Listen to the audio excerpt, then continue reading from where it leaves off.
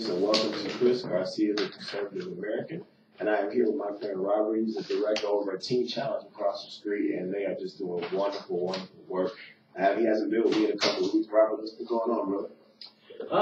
We just got back from our spiritual emphasis over in San Jose, which is an awesome time for the guys to go and just grow together. We're continuing to stay pretty full, so it's a pretty good program. If you guys don't know about Teen Challenge, we're a 1-year residential faith-based drug and alcohol rehabilitation program. We're also considered a discipleship program because NAAA, any 12 steps has a God element to it. We just name our God Jesus, and we make our God have a name. And so we are Christian and faith-based, and so it's a great discipleship program for guys 18 and older here at our center to just learn how to live a drug-free life, learn how to go through situations and behaviors and attitudes without having to go use, and just a good, great place to grow into a man who's productive and who God created you to be. Man, Robert, you know what thing I noticed? You all stay busy. Oh, yeah. Yeah. These guys are always doing something, and always doing something positive. Always, you keep those guys. Do you think that's the key, Robert? Yeah, I think there's an element. There's a saying, idle hands is the devil's workshop. So, always staying busy, always having a plan. We have a set schedule from 6 a.m. in the morning, the time that they wake up, all the way to 9:30 when they go to sleep. And then there's, in the morning, it starts out with like breakfast. They have personal prayer and devotion time. They have Bible study or chapel in the morning. Then they have class time to work on their personal studies. Then we have either group studies or work studies all throughout the day, and all the way until like personal prayer time at night to kind of wind down. It's set to create behaviors that you can carry on to when you graduate the program or whenever you get sober. So it's an intentional schedule so that in the future you can find time to be intentional in certain areas of your life. Wow. So, and we do a lot of good stuff. We have a whole entire outreach department. In our outreach department, we serve the whole entire community of Las Vegas, North Las Vegas, Henderson. I think about 3 times a week we go out and we serve either the homeless, the underprivileged. We also we partner with a couple different partnering agencies. One of the big ones that we partner with is Project for Humanity. There's a little plug there for them. Wow. They do great work.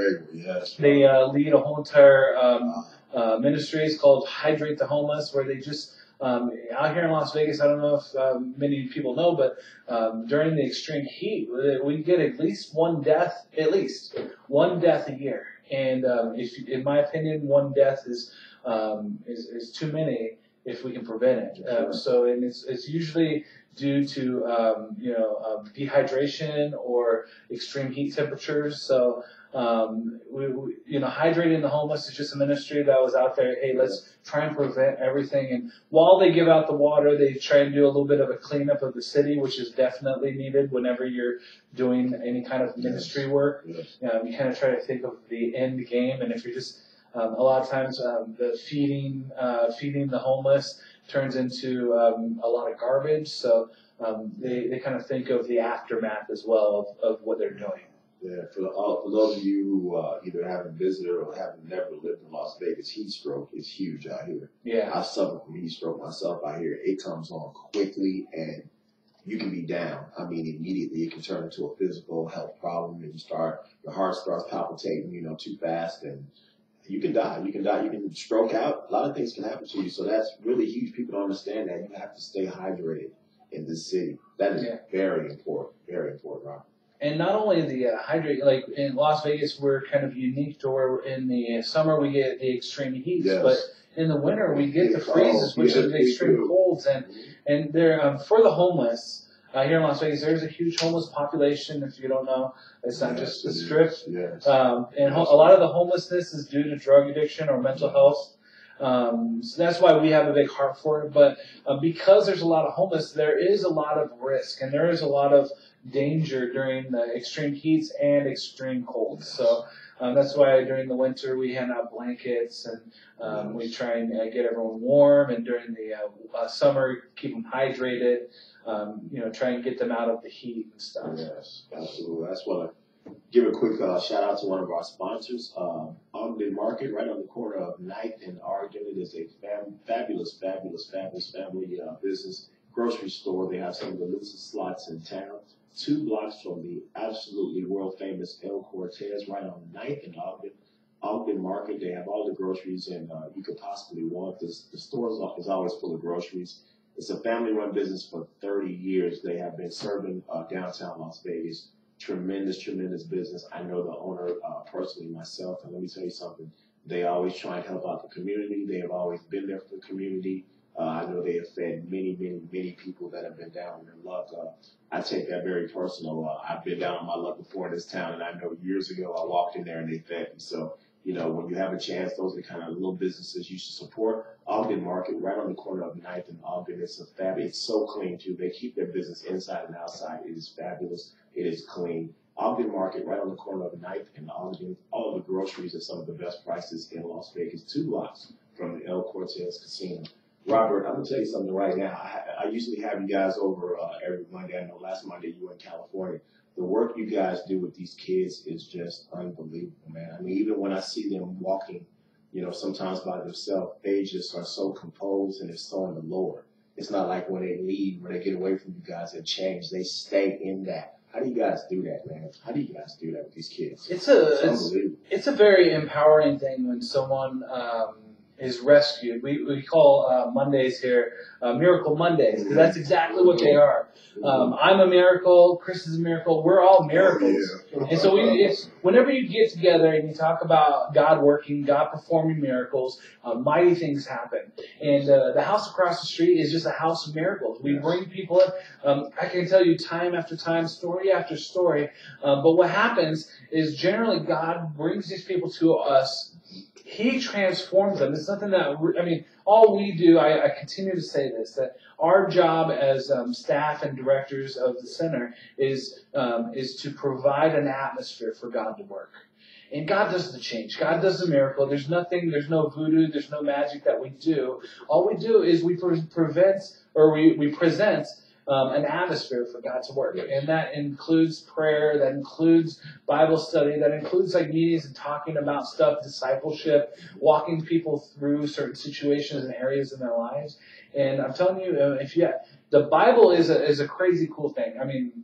If you've never read the Bible, I encourage you to hear a couple of the stats. The Bible is the #1 best-selling book of all time. That's right. The Bible is By far. It is a historical artifact. It has never been debunked. It has never been proven with errors. It has had hundreds of manuscripts that have backed up the original text. I encourage you. There's been many pastors. Lee Strobel is one of the newest, one of the most famous people who wanted to prove God and the Bible wrong and ended up being a Christian and then wrote books like The Case for Christ and ended up saying, hey, it's beyond a shadow of a doubt that this book, this story, this religion, whatever you want to call it, is real, that Jesus did come down. He lived a perfect life. He died on the cross. He was buried in a tomb, and he rose again 3 days later. Everybody across the board, whether you call yourself an American or not, we represent everything that I had just said by the 2 holidays, Christmas and Easter.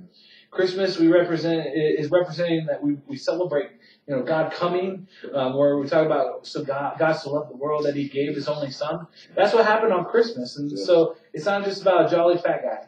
And then Easter is not all about a fuzzy white bunny. You have to call me Nate. Well, I could probably play Santa here soon, but. And it's not, and Easter's not about a bunny and decorating eggs. Easter is about the resurrection of Jesus. And I'm telling you, you cannot debate a man who literally time is revolved around his birth. Like I can, if I was holding the mic, I would drop it because Jesus, like A.D. and B.C. I mean, that's right. How do you like? Okay, Just drop the mic. time stands on this gentleman that we worship.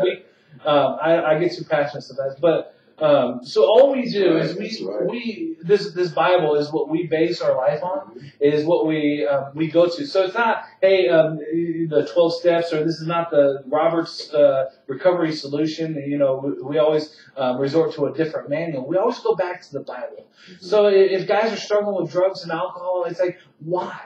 Let's take a look at your life. Let's bring it back to what the Bible says. So, you know, are you angry? Why are you angry? This is what the Bible tells us about angry. You know, how to be angry.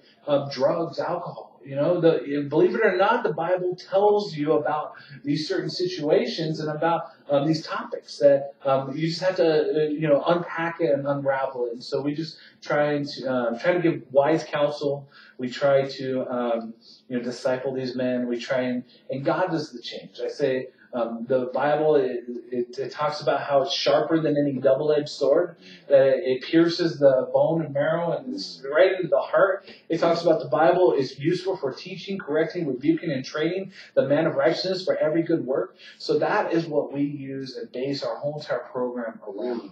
And God does crazy miracles with His Word. Wow. Yeah. It's amazing that you said that because I've watched many shows on scientists that pick stories out of the Bible and they say, we're going to debunk this, or we're going to go, and we're going to prove. And I've watched many shows over the years where they're like, oh my God, we found the ark, or we found this, that ark was actually built. That, you know what I'm saying? Those stories, those people were not crazy. I tell people, if you think they were just writing for nothing, they were writing what they were seeing. Yeah. You know, today we use technology. Back then they used a pen, or they used a stone and a tap. That's what they used back then. Whether it was the Dead Sea Scroll or whatever it was, that's what they used to write the accounts of what was going on in their life at that time. These people were, like you said, have been backed up by many people. These things happen, Robert. And sometimes, like, you think about, the Bible is written by men and all this other stuff. It's like, if the Bible, if I were to write something similar to the Bible to lead people to follow this guy Jesus, well, I wouldn't make him die. I mean, it doesn't make sense. I wouldn't make all the stories in the Bible are flawed. I don't know if you understand this. They didn't live happily ever after. It didn't be like the fairy tales. It's nothing like that. You actually read history. The 12 disciples had brutal deaths. They were beheaded. They were crucified upside down. This guy named John, who wrote the book of Revelation and all that stuff. This guy, he was boiled. He was stoned. They eventually tried to kill him. Yeah, it's not a happy. Yeah. They ended up, giving up with killing him and put him on this island. That's right. They were stoned. I mean, I'm talking about stone, not like the legalized marijuana stone. It was like actual rock stones thrown at your head until you died. That's right. It was not glorious. It was not glamorous, right. And it doesn't make sense if someone's going to make a religion out of nothing. It would be perfect. It would be picture perfect without flaws. But the cool and awesome thing about the Bible is that it talks about it. It says it. It says that God uses the weak things of the world to confound the strong, or the stupid things. I mean, this is Robert's special version, RSV. He takes the stupid people of the world to confound the wise. He takes the people who are unlikely, who are just generic, regular, everyday, average Joes, just like you and me, and he does miraculous things through them. And it makes us understand that it's him who's working and not us. There's a good saying that says that God does not call the qualified, he qualifies the called. So that God, if he were to make if he wanted to be awesome at basketball, he's not going to call LeBron James or Kobe Bryant, whichever one, or even Michael Jordan. He's going to take, a 4'0", pipsqueak guy, who's $110, and then he's going to make that guy awesome. If God ever wanted to do something so that it would be no mistaking that it was God working. Mm-hmm. So that He gets all the glory. So That's right. we kind of hijacked this show to be a preaching session, but I love it, bro. I love it. I missed you last Monday. I'm telling you. Yeah. Tell me about what's coming up. yeah, okay. Well, So first up, I mean, just before we get into that, I would love for like our time to somewhat be kind of listener interaction too. Yes, absolutely. So if you're listening to us, I don't know if you're listening. You can email the radio station here. Yes. Do you have the email? I don't. Okay. If you're looking on YouTube. If you're looking on YouTube, go ahead and comment below, and we would love to answer any of your guys' questions. Oh, wow. If you would like to email me personally, you can email, it's lasvegas@teenchallenge.net. You can email your question, say, hey, title the subject of the email, radio station question, and we would love to answer your questions on Mondays like this. Even on YouTube, go ahead and subscribe to Chris Garcia, and then comment below. And we'd love for if you have any questions, if you don't agree with us, if you I mean, we would love to make this listener interaction time. Excellent. And if you'd like to support Teen Challenge, we have all kinds of avenues. If you have property that you'd like to donate, we're looking to do not just what we're at the center here, but we would love to plague Las Vegas. I say plague. We'd love to plague Las Vegas with multiple centers to where we do crazy transforming work there as well. So if you have property, if you're part of a committee that has no idea how to maintain a property, or if you're part of the city or the government that has property that you would like to be maintained, we'd love for you to donate that. If you have cars, you can donate those. Or you can donate, again, on our website. It's teenchallenge.net. Click on Las Vegas. Yes. But coming up, we have April 23rd. This April 23rd, we are having our second annual car show. And if you love cars, this is a great opportunity for you to come out and check out. It's free for anybody to show up if you have cars that you want to show off, or motorcycles, bikes. The registration is a cheap $10, and we have prizes that are kind of legit. We have actual plaques, we have ribbons, we have participation badges. No, we have everything. It's pretty cool, and then also it helps support the center here in Las Vegas. We are literally taking over 9th Street in between Gas and Clark. It's just we're blocking off the whole entire street. We're going to have all kinds of cars up and down the street. We're going to have bounce houses for kids. It's going to be a family event, so family event. We'll probably even have face painting, and there's going to be vendors like food trucks and stuff where you can purchase food.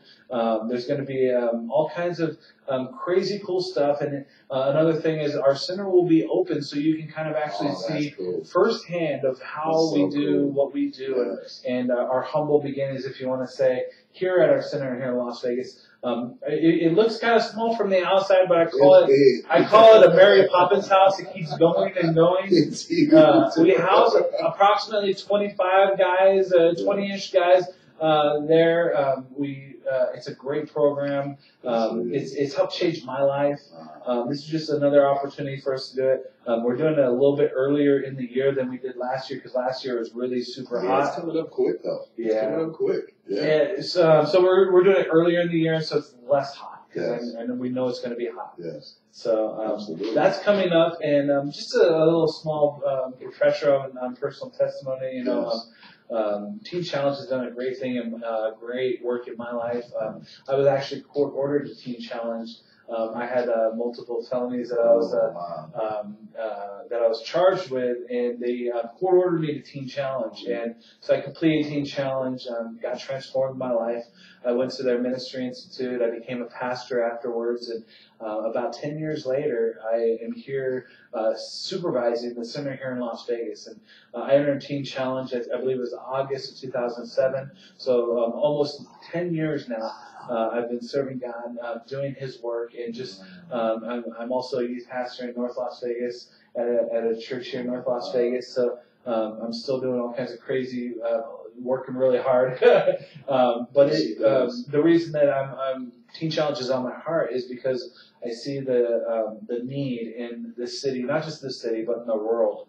And if you have any questions about Teen Challenge, if you want to know the closest center towards you, or if you want to try and get answers or seek help, just go on the website. It's teenchallengeusa.com. You can click, find a center near you, and there's Teen Challenges all over the world, not just in the US. Men and women. Men, now listen, men, women, teens, adolescent girls, adolescent boys, 12 to 17, families. We have a center in San Jose that hosts whole families who are in addiction, and it's recovery. And I'm telling you, I say that we charge a whole bunch of money. I say that jokingly because our program is known to just take people in for free with clothes on your back. We're privately funded. That's why if you're listening, you have a boatload of money, we'd love for you to share some with us. That's right. To help support God and His kingdom and the ministry that we're doing and the good work that we're doing. But also, the funds and all that stuff will take care of itself. We know that, the work that we're doing is very important. We know that where God guides, He'll provide. So, we don't require anybody to have money before coming to us. It's just, it's something that, we're okay with. Yes. We know that money comes and goes. It's cool. Where do you see God taking Teen Challenge? Because I see God just continuing to grow. Yeah, our vision here is to have, the next big step for us. We have a couple things that are in mind, but we would love to have what we call a recovery engagement center. So kind of like a big town hall or a meeting place or a place with a couple offices to where we can do outpatient drug and alcohol counseling training, some outpatient where we can also provide a space for interviews and people inquiring about our program, giving information, maybe even being a resource to other programs or other help for clients who need help. So kind of an outpatient kind of hall-ish. We don't know, depending on the property, it will be depending on how much we can do, but also possibly have like clinical counselors that do professionally drug and alcohol. Yes. Not just our experience or getting trained in the word, but also to be clinical trained. And then also the next big step for us is we would love to get a 40 to 60, 70 bed men's center, like a bigger center.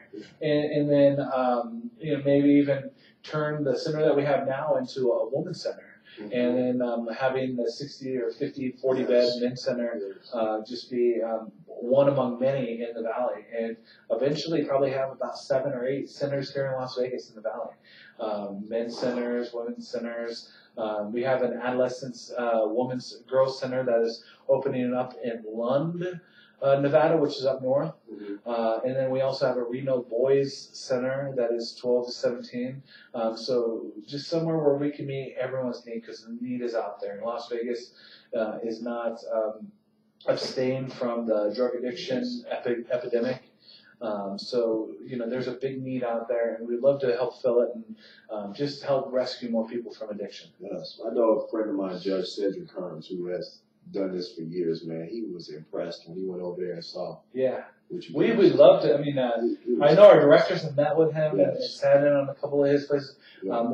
Another thing that we're not putting the plug too much in, but working closer with him as far as one side that we haven't really glamorized or glorified with is we do have limited sober living environment opportunities. We'd love to have a couple multiple centers or houses to where we host some of his programs as well. And it's all about partnering to help the community. That's all we're about. We're a nonprofit organization. That means that we don't get paid a lot. It means that we're doing it out of just helping people. Yes. That's our heart. If we were in it for the money, we'd be doing something else or trying to win the lottery. We got a few minutes left in the show, Robert. I always like, people that come from Teen Challenge. I know there's certain scriptures in the Bible that have special meaning to you, and you probably think about it every day or, all the time that help guide you. Share with the audience, some scriptures that you read all the time or that have just helped you change your life, right? Okay, so there's many. I told you.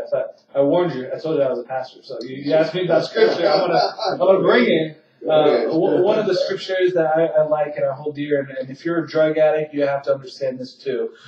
It's Proverbs 3, 5, and 6. It says, "Trust in the Lord with all your heart and lean not on your own understanding. Acknowledge Him in all your ways, and He will make your path straight." If you take heed to that advice, you would understand that AA call it stinking thinking. That you can't trust your stinking thinking. Jeremiah 17:9 says that your heart is deceitful above all things. Who can cure it? It's talking about how our heart, people tell you to, you just follow your heart and all that stuff. It's wrong. Your heart is deceitful. Your heart is wicked and evil. And eventually it talks about, don't lean on your own understanding. That you have to look at something outside of you. And that's why we hold the Bible, because the Bible's truth. And you have to have some sort of a baseline of what is truth and something that's not, circumstantial. And when you always use the Bible, it's always true. Another thing is 2 Corinthians 5:17. It says, "Therefore, if anyone is in Christ, he's a new creation. The old is gone, the new has come." See, I'm no longer a drug addict. I am no longer addicted to meth. I no longer do meth. I'm set free. I'm a new creation. I'm a pastor. I'm a teacher. I'm a discipler. I'm no longer a drug addict. So God had transformed my life. And a couple other things is that Philippians 4:13, Steph Curry has this on his shoes. It's, "I can do all things through Christ who gives me strength." And you have to understand that you need to be courageous. And whatever you do, you can do whatever you put your mind to. Whether it's stay sober, whether it's be a millionaire, whether it's all this other stuff, whatever you put your mind to, you can do. And with God, you can do more, because it says that nothing is impossible with God. You understand that Philippians 1:6 says, "Now to Him who started a good work, being confident of this, that He who began a good work in you will continue until the day of Christ Jesus." That God's the one who's working in you. God is the one who's doing work. You're not doing it alone. That you don't have to live life alone. That He stands at the door of your heart knocking. That's Revelation 3:21. I'm telling you, I can keep going on and on. That God's standing there knocking, and anyone who lets Him in, He'll dine with them. God's sitting there. He sent His only begotten Son. See, John 3:16. Some people don't read the 17 and 18. But John 3:16 is, "For God so loved the world that He gave His only begotten Son. That's right. And whoever believes in Him will not perish, but have everlasting life." God did not send His Son into the world to condemn the world, but to save the world through Him. That anyone who believes in Him will not be condemned. But if you do not believe in the name of the only begotten Son, you stand condemned already. Amen. That everybody in the world. He's opened up a can of worms, didn't I? Preach on. I didn't even mention that. Yeah, there's another thing. Last couple things. Yes, sir. You read the Bible and you put it in your heart. Psalm 119 says this. It says, "God, your word have I hidden in my heart that I wouldn't sin against you." That's Psalms 119, 105. I think it's 105. It could be totally wrong. But there's another verse in there. It says that your word is like a lamp unto my feet. And a lot of us have been walking in the dark. And you're just walking around life wondering, what have I been doing with my life? What am I here for? And I'm telling you that God has a plan and a purpose for your life. Jeremiah 29:11 says this. "For I know the plans I have for you, declares the Lord, plans to prosper you, not to harm you, to give you a hope and a future." That God's got a plan for you. And a lot of people, you know the story of Jonah, who got swallowed by the whale. Right. The whole entire story of Jonah was that Jonah was running from God. Mm-hmm. And some of us need that whale to just swallow us up. That's right. And I'm telling you, if you're running from God right now, quit running. You'll understand that God has a good plan for you. Mm-hmm. That with Him, last thing, I guess John 10:10 says, it talks about the devil, but then it talks about Jesus. It says, the thief, talking about Satan, the thief comes to steal, kill, and destroy. But Jesus says, "But I have come so that you can have life, and life more abundantly." That God calls us for a life of abundance, and it's out there, it's waiting for you. Don't let the devil steal and punk you. That's right. Don't let him steal, kill, and destroy. That's right. And quit letting him punk you. and just drop to your knees. God is there. He's been there the whole time. He's waiting for you. He's knocking on your door of your heart. He's waiting for you. Hey, that's what I'm talking about. Did that wake y'all up on Monday? Mm. Amen. Can I hear amen? Amen. That's right. This is my friend Robert. Didn't I tell you what a great. He remade this.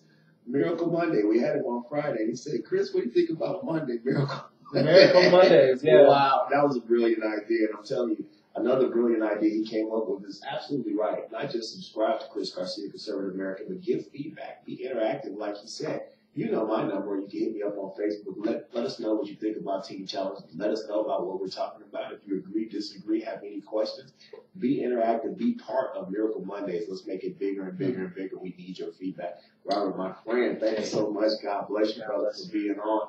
And that's why, we all have to remake ourselves in Christ. I remade myself years ago. Chris Garcia, the Conservative American. Conservative to me means common sense. Common sense means to me was giving my life up to God. It made it so much easier. It was just using my head, common sense. So that's what you should do. Remake yourself out there today. If you haven't, give your life to God, give your life to Christ. Your life will be so much easier if you do it and run so much better, doesn't it? Right? It takes all that pressure off of you.